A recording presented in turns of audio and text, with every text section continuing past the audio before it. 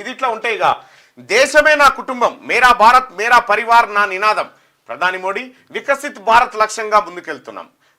BRS Congress loot jute పార్టీలు కాళేశ్వరంలో BRS అవినీతికి పాల్పడితే ఆ ఫైళ్లను కాంగ్రెస్ ప్రభుత్వం దాస్తున్నది. రైట్, నేనేమంటున్నా సార్, ఇక్కడ ఇది మొత్తం జరిగినాక టీఆర్ఎస్ బీఆర్ఎస్గా మారినా రాష్ట్రంలో మార్పు రాలేదు. కాంగ్రెస్ అధికారంలోకి వచ్చినా ఏ మార్పు కనిపిస్తలేదు. ఆదిలాబాద్ విజయ సంకల్ప సభలో వ్యాఖ్యలు. హైదరాబాద్లో రామ్జీ గుండు పేరుతో మ్యూజియం ఏర్పాటు చేస్తామని ప్రకటన. ఇక్కడ దేశమే నా కుటుంబం అని చెప్పి ప్రధానమంత్రి నరేంద్ర మోడీ గారు చెప్తా ఉంటే ఇంకో కీలకమైన వ్యాఖ్యలు చేసిన కాంగ్రెస్ బీఆర్ఎస్ ఒక్కటే. బీఆర్ఎస్ కాంగ్రెస్ కుటుంబ పార్టీలు, ఒకటి లూట్ పార్టీ అయితే మరొకటి జూట్ పార్టీ.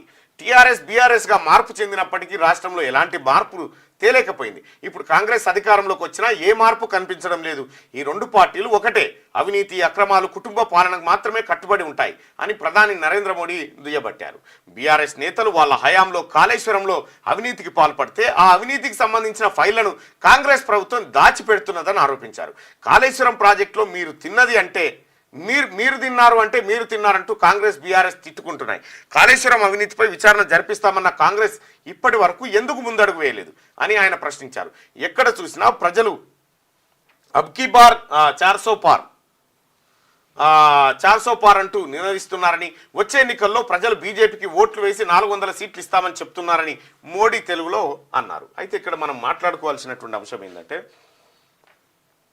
వికసిత్ భారత్ లక్ష్యంగా ఫస్ట్ ఏదో ఉండే భారత్ వెలిగిపోతుంది, ఇండియా షైనింగ్ అని చెప్పి ఇట్లా రకరకాల. నాకు ఎందుకో డౌట్ వస్తూ ఉంది. ప్రధానమంత్రి గారు 400 ఇస్తామని జనం చెప్తున్నారంటే నాకు ఎందుకో డౌట్ వస్తూ ఉంది, ఏదో ఉల్టా కొడతా ఉంది.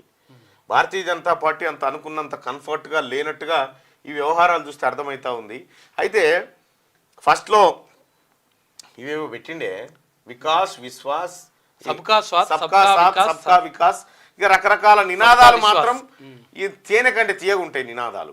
అది అట్లా పెడితే కాళేశ్వరంలో బీఆర్ఎస్ అవినీతికి పాల్పడితే ఆ ఫైళ్లను కాంగ్రెస్ ప్రభుత్వం దాస్తున్నదని చెప్తా ఉన్నాడు. సార్, అవినీతికి పాల్పడ్డదని మీ నోటి నుంచే మీరు అన్నారు. 10 సంవత్సరాలు మీరు కేంద్రంలో, ఈయన కేసీఆర్ రాష్ట్రంలో ఉండే.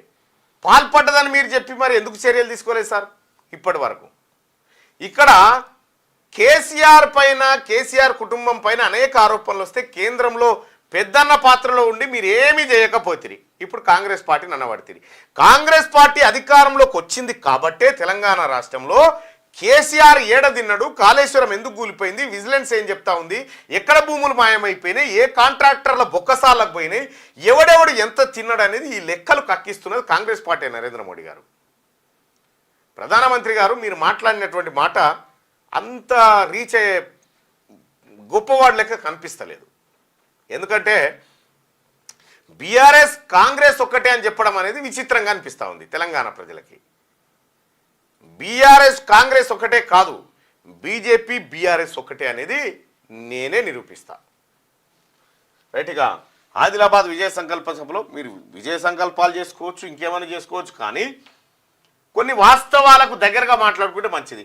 ఇప్పుడు బీఆర్ఎస్ పైన, గత బీఆర్ఎస్ పైన, అవినీతి పైన చర్యలు తీసుకోవాలని మీకు అప్పచెప్తే మీరు చేస్తారు.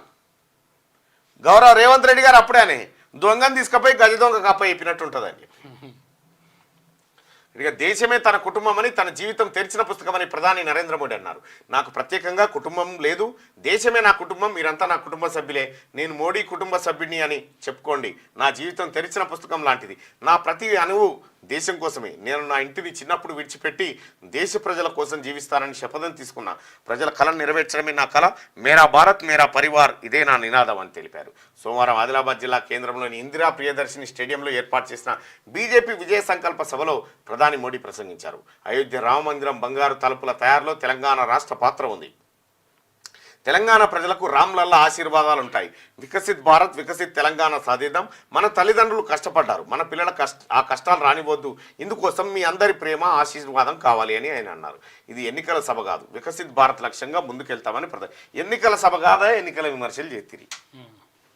ఇక రెండో విషయం ఏంటంటే, మీరంతా నా కుటుంబమే అనుకోండి అని చెప్తా ఉన్నాడు నరేంద్ర మోడీ గారు. మీరంతా నా కుటుంబమే అంటే